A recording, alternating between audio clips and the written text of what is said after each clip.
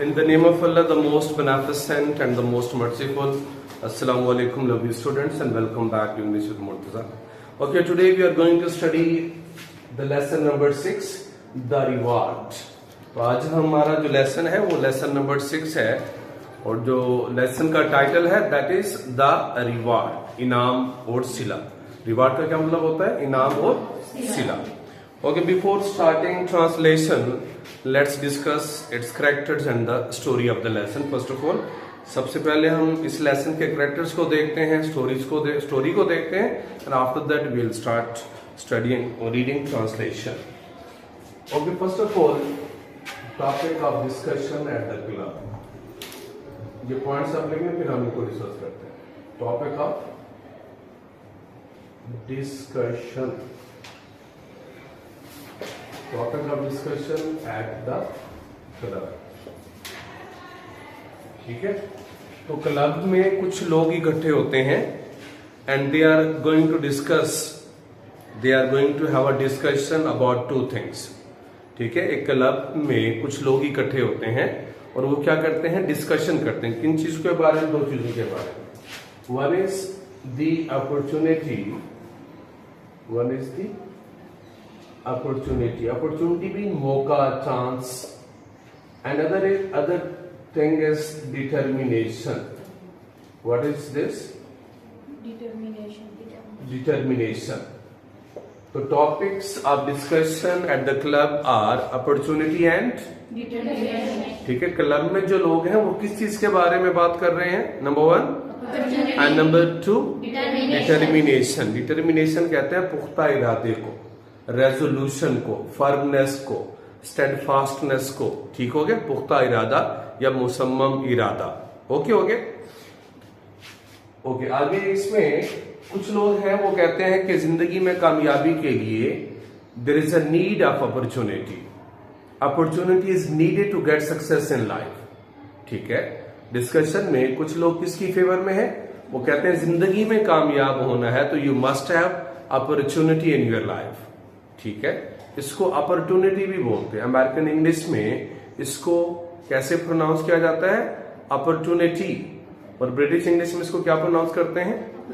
Opportunity. Opportunity और you can say opportunity. Is it clear to you? तो बात किस पे हो रही है? डिस्कशन किस पे है? अपॉर्चुनिटी पे और डिटर्मिनेशन पे. अब कुछ लोग कहते हैं कि जिंदगी में कामयाबी के लिए मौके का होना जरूरी है, चांस का मिलना जरूरी है. ठीक है, लाखों लोगों को मौका मिलता ही नहीं है. ठीक है, there are some people who say that no opportunity is not more important, much important as compare to determination. ठीक है, तो कुछ लोग कहते हैं कि determination is required, determination is needed to get success in life. ठीक है, कुछ लोग कहते हैं कि पुख्ता इरादे की जरूरत होती है जिंदगी में कामयाबी के लिए. Is it clear? अब इसमें जो करेक्टर्स हैं, मेन करेक्टर्स हैं जिनके दरमियान डिबेट हो रही है, एक तो है Turbot. Okay, what is the name of character? Turbot. And the second character is Jorkins. हाँ जी, करेक्टर्स का नाम बताएं. टर्बट जो है, he says that in order to get success in life opportunity is needed. Turbot क्या कहते हैं कि जिंदगी में कामयाबी के लिए किस चीज की जरूरत है? अपॉर्चुनिटी की जरूरत है और अपॉर्चुनिटी की जरूरत है. ये कौन कह रहा है भाई? ठीक है, Turbot says opportunity is needed to get success. Jorkins कहते हैं नहीं, अपॉर्चुनिटी नहीं ज्यादा इंपॉर्टेंस रखती. ज्यादा जो अहमियत है, जो सबसे इंपॉर्टेंट चीज है वो डिटर्मिनेशन है. तो जॉर्किंस कहता है कि in order to get success in life there is a need of determination. What is needed? अरे बोलो ना यार. जॉर्किंस क्या कहता है कि जिंदगी में कामयाबी के लिए क्या चाहिए? टर्बट क्या कहता है जिंदगी में कामयाबी के लिए क्या चाहिए? Opportunity is needed. अच्छा, इसमें मेन करेक्टर है जिसके बारे में ये सारा लेसन लिखा हुआ है, जिसके बारे में ये सारी स्टोरी है, उसका नाम है गॉर्जियस. क्या नाम है?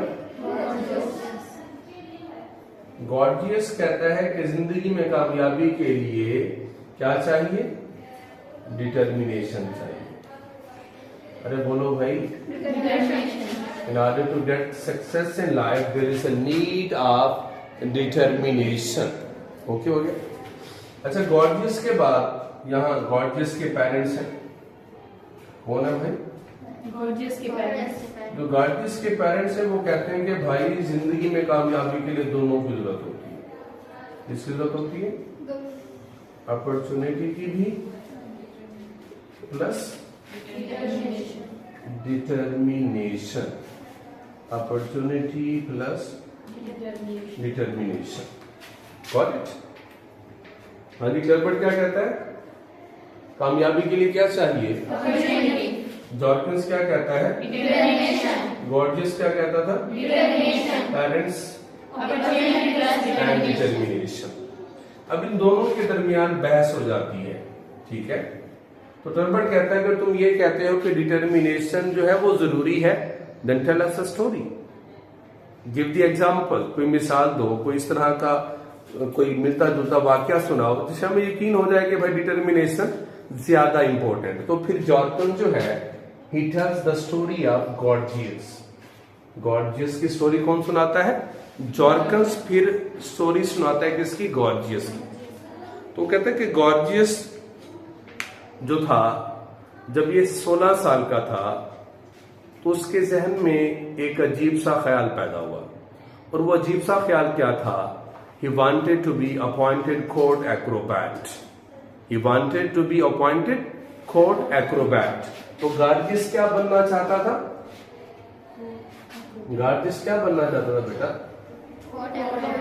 Court Acrobat. Acrobat, court Acrobat कहते हैं दरबारी बाजीगर को। एक्रोबैट का मतलब होता है मींस के जिम्नास्ट जो लंबी लंबी छलांगे लगा ले, ऊंची ऊंची छलांगे लगा ले, दौड़ लगा ले, फिजिकली स्ट्रांग हो। ठीक हो गया। तो अब ये जो गॉर्जियस है वो क्या बनना चाहता था? He wanted to be court acrobat. अब कौन ये स्टोरी सुना रहा है? जॉर्कन्स। एक लड़का था जिसका नाम गॉर्जियस था। जब वो 16 साल का था तो उसके जहन में एक अजीब सा ख्याल आया, और वो ख्याल क्या था कि वो दरबारी बाजीगर बनना चाहता था। He wanted to be appointed court acrobat. और जिस मुल्क में वो रहता था वहां कोर्ट एक्रोबैट का कोई ओहदा नहीं था और ना ही कभी रहा था।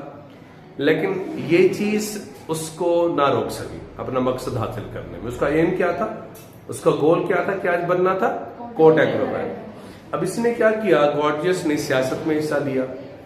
सियासत में इसने बड़ी मेहनत की। इसने बहुत से मौजूआत पर तकारीरें की, दूसरे मौजूआत पर भी तकारीरें की, लेकिन वो अपने एक मकसद पर, he stuck to his one goal, one aim, लेकिन वो अपने एक ही मकसद पर डटा रहा। उसका मकसद क्या था? गया तो सियासत के अंदर ना, just to create the opportunity. ठीक है, अपॉर्चुनिटी पैदा करने के लिए वो कहाँ गया? सियासत में। और जब उसके पास पावर आ गई, ताकत आ गई, लोग उसको सुनने लगे, तो उसने अपने मकसद का ओपनली प्रीच करना शुरू कर दिया। अपने मकसद को के बारे में लोगों को बताना शुरू कर दिया कि कोर्ट एक्रोबैट जो है अगर किसी मुल्क के अंदर हो तो उसका मुल्क जो होता है वो स्ट्रांग होता है, उसके सोल्जर्स वो स्ट्रांग होते हैं। ठीक हो गया। तो उसने लोगों को कायल करने की कोशिश की, लेकिन बहुत से लोगों ने उसकी मुखालफत की। लेकिन ही वोट डाउन अपोजिंग आर्ग्यूमेंट्स, लेकिन वो जो मुखालफाना दलाइल थे उन पर गलबा आता गया, और आखिरकार he was able to become court acrobat। तो कंटिन्यू स्ट्रगल करता रहा, उसने हिम्मत नहीं हारी, अपना मकसद नहीं हारा। उसको 60 साल से ज्यादा का अर्सा लगा in order to achieve his goal, लेकिन उसने हिम्मत नहीं हारी, वो मेहनत करता रहा और अपना मकसद उसने हासिल कर लिया। तो स्टोरी का जो मॉरल है वो क्या है? हार्ड वर्क है। क्या है जी? The story gives us a moral lesson of hard work and continuous struggle.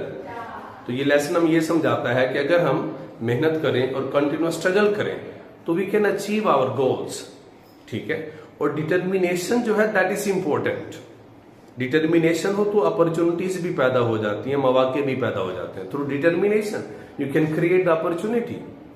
ठीक है। अब वो जो बनना चाहता था उस मुल्क में तो वो पोस्ट भी नहीं था, यानी कि अपॉर्चुनिटी तो नहीं थी, लेकिन उसके बावजूद उसने मेहनत की और उसने वो पोस्ट क्रिएट करवाई। उसके बाद वो कोर्ट एक्रोबैट बन गया। ठीक हो गया। So the message of the story is that hard work जो है वो जरूरी है, कंटिन्यूअस स्ट्रगल भी जरूरी है, अगर आप डिटर्मिनेशन रखते हैं तो आप अपॉर्चुनिटीज भी पैदा कर सकते हैं। अगर आपके पास अपॉर्चुनिटीज हो, डिटर्मिनेशन ना हो, तो आप नाकाम हो जाते हो। ठीक है, तो स्टोरी क्या सुनाता है? Jorkins tells him the story of gorgeous.